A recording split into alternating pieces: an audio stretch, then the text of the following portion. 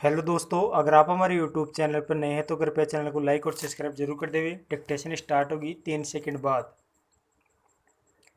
Start. उपाध्यक्ष महोदय, मैं समझता हूं कि अब तक इस वैदेशिक नीति पर न केवल इस ओर के सदस्यों ने ही बल्कि दूसरी ओर के सदस्यों ने भी प्रधानमंत्री जी को धन्यवाद दिया है। इसलिए मैं अपनी तरफ से धन्यवाद देकर उनका बोझ बढ़ाना नहीं चाहता। पेरा, इसमें कोई संदेह नहीं कि इस सदन के सभी सदस्य, चाहे वे किसी भी पार्टी से संबंध रखते हो, इस बात से पूरे सहमत है कि हमारी विदेश नीति ने संसार में हमारा सिर ऊंचा उठा दिया है। हमने पंचशील के सिद्धांत को संसार के सामने रखा है।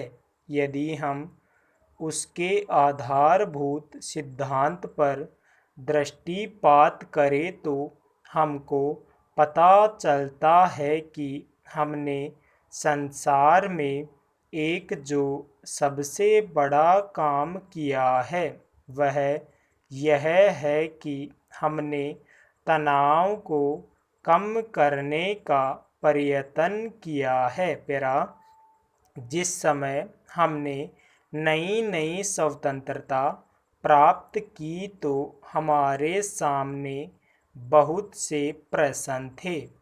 उनके साथ ही हमारे दो बड़े गुट थे जो कि एटम बम और दूसरे बम लिए हुए हमको चुनौती दे रहे थे कि अगर हमने उनमें से किसी एक गुट में सम्मिलित नहीं हुए तो हमको बड़ी कठिनाई होगी।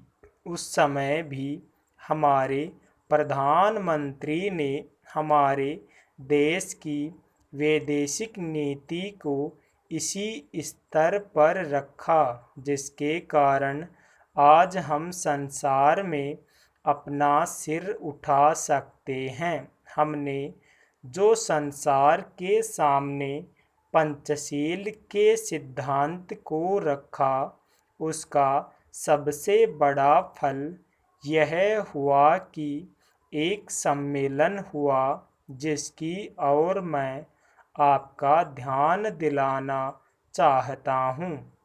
इस सम्मेलन में बड़े उत्साह के साथ संसार के 29 राष्ट्रों ने, जो कि एशिया और अफ्रीका से संबंध रखते थे, यह घोषणा की कि हम संसार में तनाव कम करना चाहते हैं और साथ ही हम यह चाहते हैं कि संसार में जो विभिन्न सामाजिक और आर्थिक नीतियां हैं वे साथ साथ चल सके।